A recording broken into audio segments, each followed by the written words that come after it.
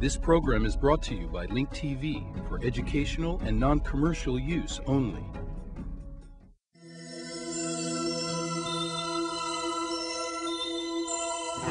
Mosaic, a daily news program from Link TV, presents a selection of news reports from independent and state-controlled broadcasters from throughout the Middle East.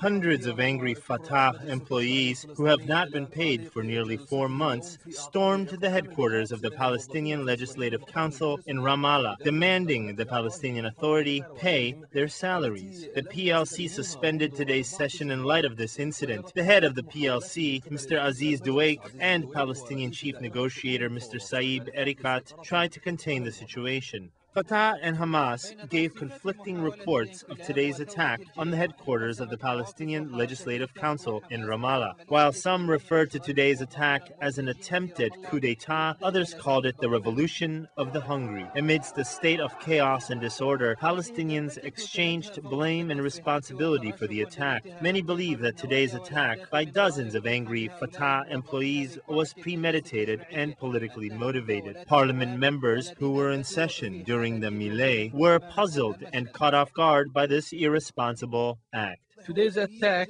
was an obvious attempt for a coup d'etat against the Hamas-led government. Some security agencies or Fatah are behind the attack on the headquarters of the PLC and the disruption of its convening session.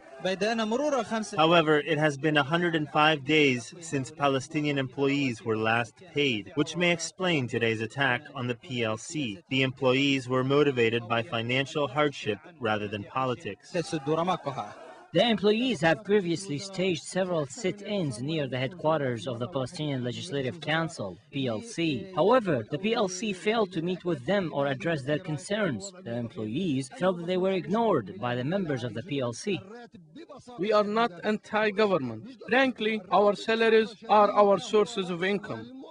In light of these developments, the PLC will hold an emergency session next Monday. The Palestinian Prime Minister and his cabinet will preside over Monday's meeting, which will be devoted to finding ways to combat the current Palestinian financial crisis, especially in light of the international and Israeli siege imposed on the Palestinian people. It is our national duty to find a way out of this troubling situation. We can find a solution through national dialogue. We need to draft a salvation plan that will save our people, society, and the Palestinian plight.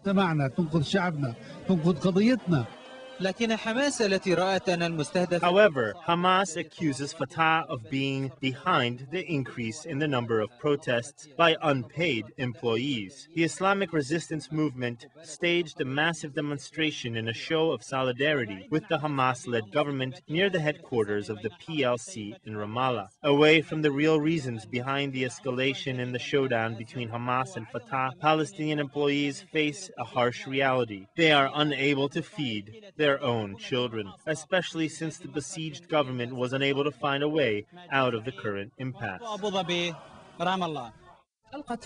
The military police of the Lebanese army uncovered an Israeli spy cell working with the Mossad, responsible for the assassination of Mahmoud al-Majdoub, one of the Islamic Jihad leaders in Lebanon. The cell was uncovered after one of the leaders in the city of Hasbaya in southern Lebanon was closely monitored. Upon his detention, he confessed to sabotage operations in Beirut and its southern suburb, the most important of which was the assassination of Hezbollah leaders.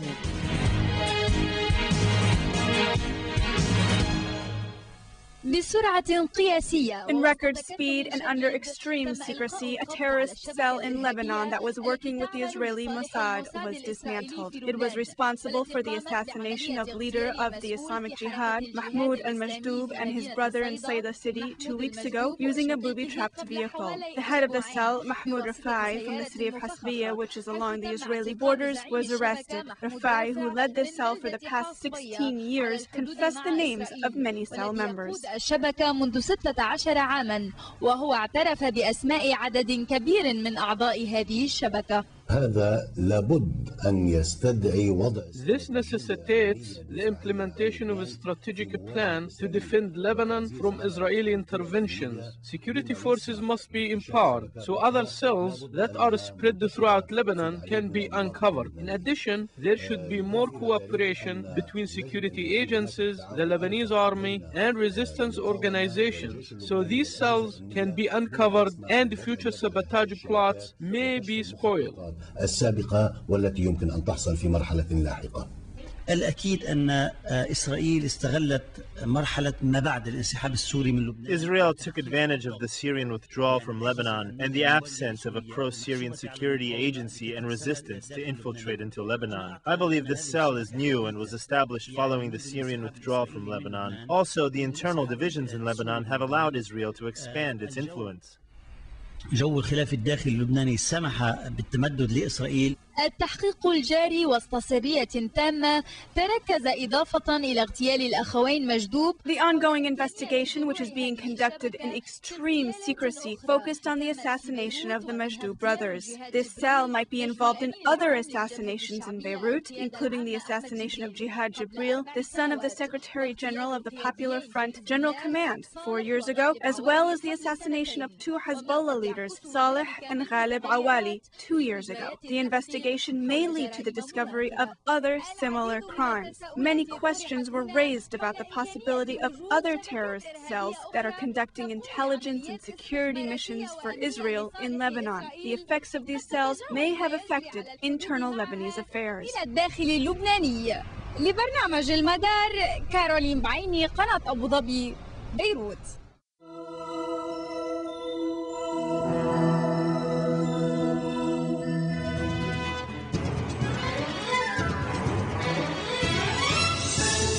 قطعت قيادة الجيش اللبناني الشك باليقين وبات جزء من عمليات الاغتيال. The Lebanese military police put an end to suspicions by revealing the truth behind some assassinations supported by video and audio evidence. The Israeli spy agent Mahmoud Rafi' led an Israeli spy network that carried out many crimes in the past years, the latest being the assassination of the 2 brothers Mahmoud and Nidal al-Majjoub in the city of Sidon, and the 2 security leaders in Hezbollah, Ghalib Awali and Ali Saleh, in the southern suburbs of Beirut, as well as Jihad Ahmed Jibril in the Maurilias area in Beirut, and the Lebanese Abu Hassan Salama in the Sidon area. The crimes also include the involvement in security breach issues. Some were disclosed for the first time and others will be disclosed in the future. These security issues were traced back to the same Israeli cell whose members are linked to other networks that are being investigated in detail and high accuracy. The Lebanese army broadcast the complete details about the uncovered terrorist network, which is linked to the Israeli Mossad. One of its arrested confessed to being behind the assassination of the 2 Majjoub brothers in Sidon. The collaborator, Mahmoud Rafi', who heads the network, said that the door of the Mercedes car, which was used in the assassination operation, was outfitted with explosives in Israel. The collaborator, Rafi', also confessed to being linked to the Mossad agency. The Lebanese army also displayed electronic equipment, including a high-tech camera that can be used inside of bags and coats to videotape streets. They also found explosives that are made in Israel.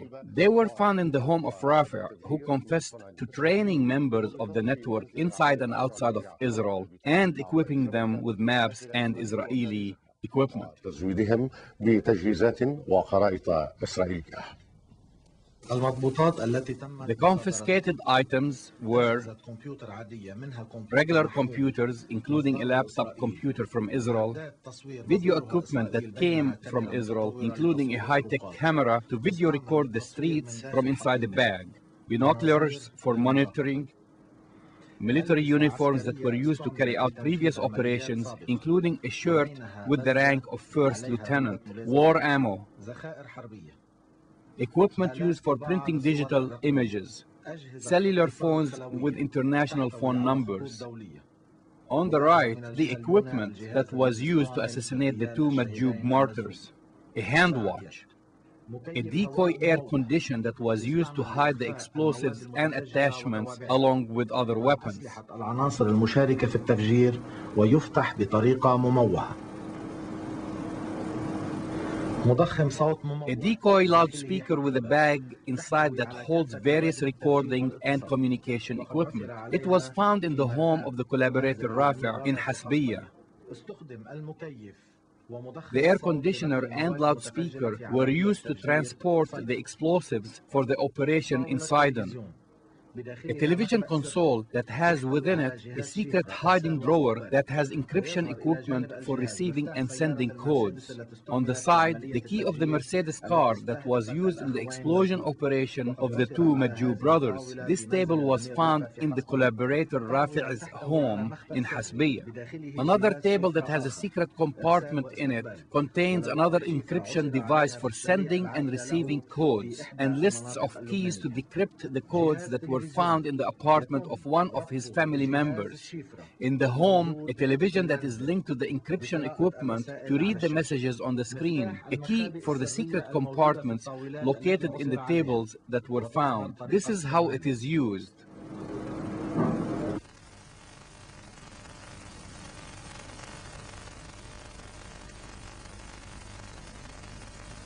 A third table that has a secret compartment that belongs to one of the cell members who is at large. It was found in Rafi's home in Hasbiya. A driver's license and fake birth certificates that Rafi used for all his activities. He obtained them from Israel using fictitious names. Falsified birth certificates with fake names for the supposed wives of each member that have pictures of young Israeli women. وضعت عليها صور فتيات إسرائيليات. حقائب جلدية بألوان مختلفة عدد 3. 3 leather bags with different colors, 2 belonging to Mahmoud Rafi and the other for one of the fleeing members with a secret pocket in which the forged documents were found. طريقة فتح إحدى الحقائب.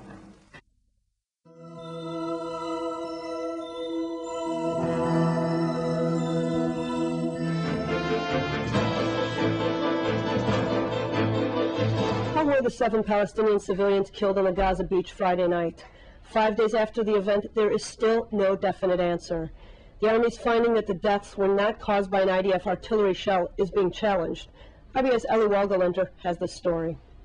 Defense Minister Amir Peretz and Chief of Staff Dan Chalutz held a news briefing last night and said a preliminary investigation shows that the civilians killed Friday night were definitely not hit by a 155mm howitzer, the type used by Israeli Air Force gunships. The head of the IDF investigation, Major Meir Klifi, said that it is likely the blast stemmed from a bomb placed by the Palestinians at the site or some form of unexploded ordnance. But a former Pentagon battle damage expert who visited the site of the incident disputes the Army's initial probe. Mark Arlasco, who now works for Human Rights Watch, says that all evidence from his own investigation points to a 155mm artillery shell as the cause of the blast. It's clear, based upon the forensic evidence that we have found on the ground, based upon the medical reports we have received from the doctors in the hospitals here, based upon witness statements, that the family members were killed by a 155mm howitzer shell. Israeli officials have suggested that the carnage may have been caused by a landmine planted on the beach by Hamas as a trap for Israeli commandos. Moreover, Palestinian gunmen, among them Hamas members, arrived on the scene immediately after the explosion, even before Palestinian security forces. The IDF said the operatives were seen combing the area as if looking for evidence. Their presence may strengthen the theory that Palestinians planted mines or explosives at the site. UN Secretary General Kofi Annan expressed doubt over the IDF probe, saying the Army's version of the events was, quote, strange, and that he doesn't believe that, quote, it is plausible that the Palestinians planted charges in a place where civilians often spend their time.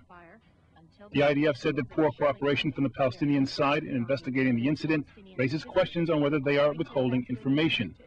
Foreign Ministry spokesman Mark Regev said, the lack of hard evidence leaves open many questions. We can only speculate. There's not enough information. It's possible that we have unexploded ordnance in that area, either Palestinian or Israeli. It's possible that it was mines that were planted there by Hamas to prevent Israeli military operations in the area, but that's speculation. And we don't have enough evidence yet. What we can say is that the Israeli army was not responsible for that terrible tragedy. Mayor Klifi, who is handling the Army probe, said today that it is possible the unexploded ordnance did come from some kind of munition that Israel has used in the past.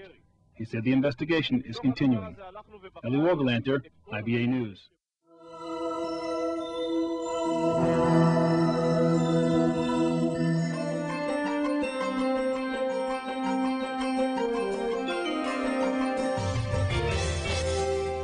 As violence continued to kill many innocent civilians, including children, in their homeland, factions from the Palestinian coalition in Lebanon held a sit-in yesterday in the Burj Lebanese refugee camps. They protested and condemned the massacres at the hands of the Israelis and the international community's silence. Speaking to the gathering, Hamas representative in Lebanon, Mashhour Abdel Halim, called for Palestinian National United and open dialogue based on the Cairo talks. The Hamas official also backed an inter-Palestinian national dialogue, while rejecting the referendum based on national rights and principle, refusing to reduce Palestine to the 1967 territories. Despite condemnation of Israel's attack on a beach in Gaza, which killed 8 civilians last week, ordinary Palestinians continue to be the victims of the Jewish state's violence. Palestinian President Mahmoud Abbas accused Israel of engaging in state terrorism after 9 civilians were among 11 people killed yesterday in an airstrike on the Gaza Strip. On the Palestinian political front, factions will begin today a 7-day dialogue aimed at bringing difference that sparked unprecedented violence across the West Bank and Gaza. Sarah Khouri reports. In order for Israel to kill 2 armed activists, 9 Palestinian civilians, again including children, had to pay the harshest price, their lives. Yesterday's raid, the deadliest since Hamas won elections in January, turned the focus back on the conflict with Israel after a bout of factional violence which saw the parliament and cabinet offices set ablaze. Although 2 other victims were confirmed as members of the Islamic Jihad, the other 9 were civilians. They include 2 young brothers, aged 4 and 8, and their father. Around 42 other people, including 6 children, were wounded in the raid on the main north-south road in the narrow coastal territory. Regarding last week's violence, the Israeli military conceded all the Israeli ordnance could have been responsible for the death of 8 Palestinians at a picnic on a beach in the Gaza Strip, hours after absolving itself of any blame. As the dispute over the cause of the tragedy continued to rage, the Palestinians called on the United Nations to launch its own investigation. Both UN Chief Kofi Annan and the US-based Human Rights Watch, whose own on-site probe concluded an Israeli shell was the probable cause of the tragedy, greeted initial declarations by the Chief of Staff and Defense Minister that Israel was not behind last week's killings with skepticism. 2 Lebanese nationals, Jamal Mohammed al-Fulla and Ahmed Swed, were kidnapped in Baghdad last Friday by militants in military uniform. The brothers of the kidnapped referred to the Lebanese Foreign Ministry, which in turn gave instruction to the Lebanese embassy in Baghdad to follow the case. Meanwhile, US President George Bush returned to Washington today after a surprise visit to Iraq. Bush's surprise visit got mixed reviews from leading US newspapers, with one calling it too short, another suggesting it was a publicity stunt, and a third that it might be time well spent. As Bush headed out of Iraq, a major crackdown was announced after Al-Qaeda warned of massive attacks to avenge last week's death of its leader, Abu Musab al-Zarqawi. US President George W. Bush's lightning trip to Baghdad Tuesday threw a spotlight on the fledgling Iraqi government of Prime Minister Noureddin Maliki as it seeks to pacify a raging insurgency. Maliki, who heads the first permanent Iraqi government since the US-led ouster of former President Saddam Hussein in 2003, and the US President, led a joint meeting of the US and new Iraqi cabinets via video teleconference. Shrouded in secrecy, Bush's surprise 5-hour visit to the Iraqi capital marked the first time he had met Maliki in person and came amid a raging insurgency. The president gave his unequivocal backing to the new prime minister, saying he was impressed by the composition of the Iraqi cabinet and his strategy. Maliki, who described the meeting as a milestone for good relations, vowed that Iraq was determined to succeed and defeat terrorism. On his way back to the United States, Bush told reporters abroad, his official plane Air Force One, that he hoped security in Iraq will have markedly improved by the time he leaves office in 2009. On the ground today, clashes broke out between insurgents and Iraqi troops in Baghdad's Sunni neighborhood of Azamiya amid a massive security crackdown on the capital ordered by Maliki. More than 40,000 Iraqi and U.S. troops descended on the streets of Baghdad today as part of Maliki's new security plan to end the pervasive unrest in the capital.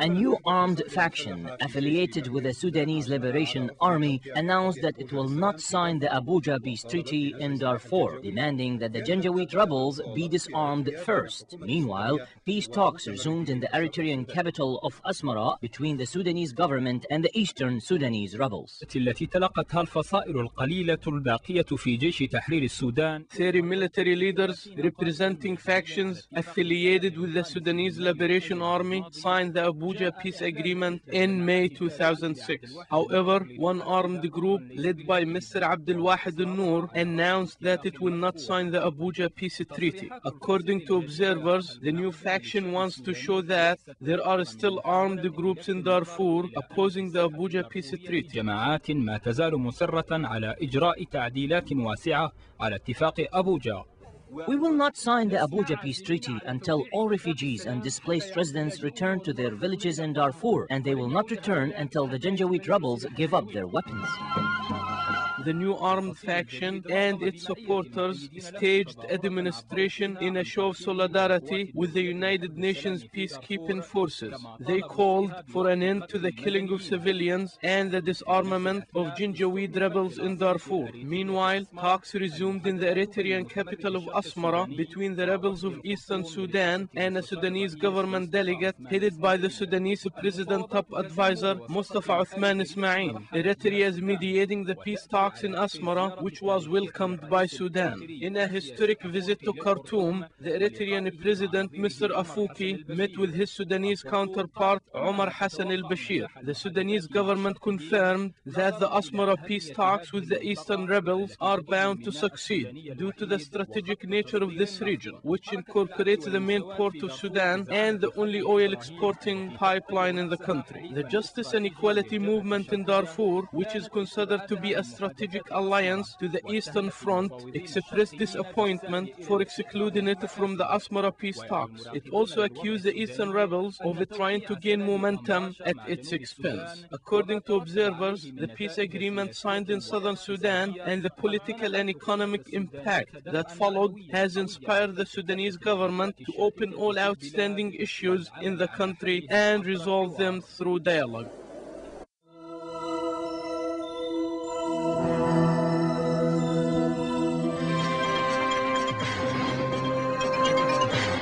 وفي ختام النشرة نرحل بكم إلى إشبيلية. We would like to take you on a tour to the Spanish city of Seville, where you can visit one of the most spectacular and oldest palaces built by the Arabs in Spain and Europe. It is the Royal Palace, which has one of the most brilliant designs in universal architecture, telling the tales of 1,001 stories. It displays Muslim architecture at its best, and it shows the historical, far-reaching influence of the Islamic civilization in the heart of Europe. Our correspondent, Sima Negrat, was one of those who visited the palace.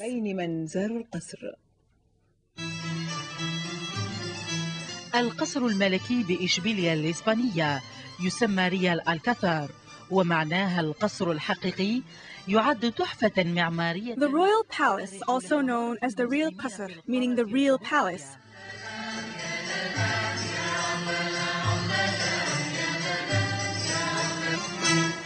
هذا الإرث التاريخي هو in the Spanish city of Seville, is one of the most spectacular Islamic architectural designs in Europe. It is one of a series of beautifully designed palaces and gardens built by Muslim architects. The Royal Palace is indeed the oldest one in Spain and in Europe, telling the tales of 1,001 stories. This palace is one of the oldest palaces in Europe and the Mediterranean Sea region.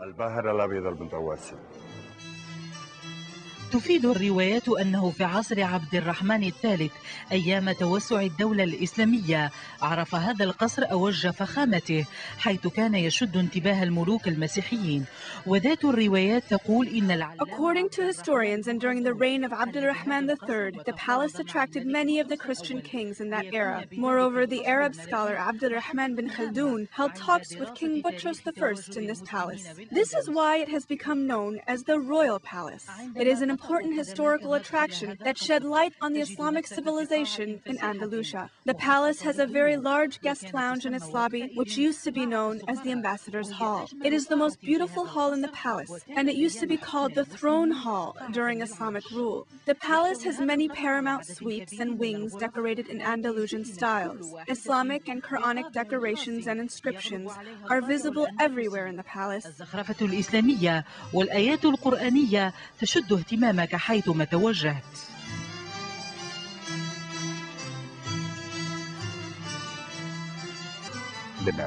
These walls have some Arabic inscriptions reading, "No one is victor but God." إذا أردت أن تروح عن نفسك فالقصر محاط بحدائق جميلة. The palace has stunning gardens that bring joy to viewers. The garden has many scented plants and flowers such as mint, jasmine, oregano, and other aromatic plants. Despite the many years that have passed, the royal palace in Seville still bears witness to the greatness of the Islamic civilization in the heart of Europe. And from its windows, visitors can reflect on one of the most spectacular antiquities of the Moorish era, which is part of the history of the Islamic presence in Andalusia. التواجد الإسلامي بالأندلس.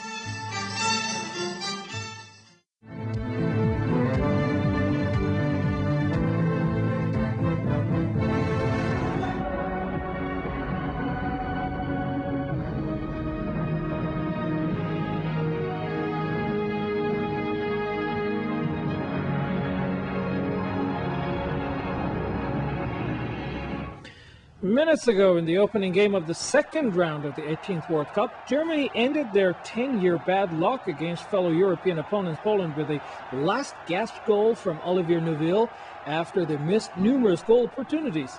Substitute Neuville scored from close range 1 minute into stoppage time when he slid home a cross from the right.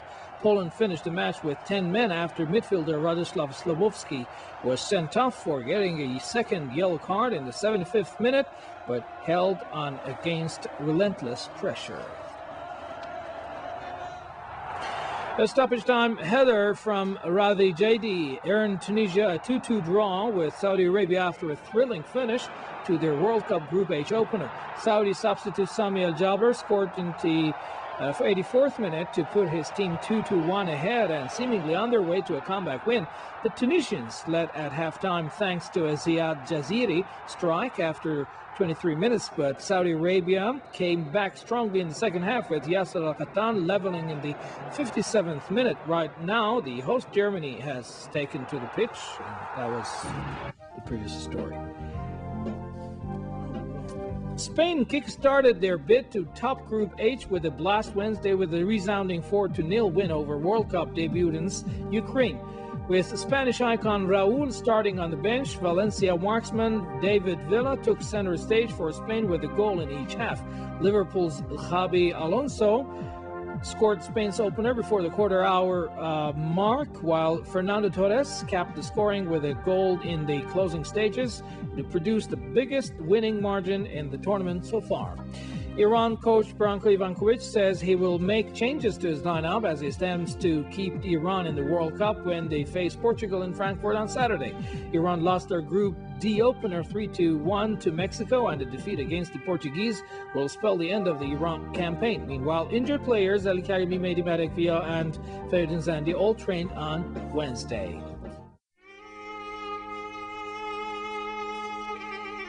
The views expressed on Mosaic are not those of Link TV or its sponsors, but of the broadcasters themselves.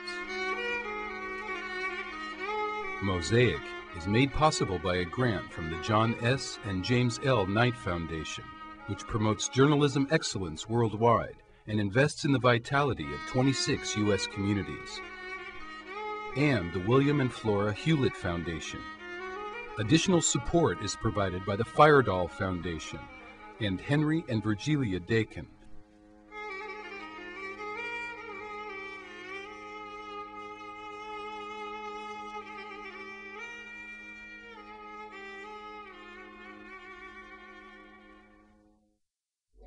This program was brought to you by Link TV for educational and non-commercial use only. Link TV is the only U.S. television network devoted to global and national news, with uncompromising documentaries and diverse cultural programs which connect you to the world.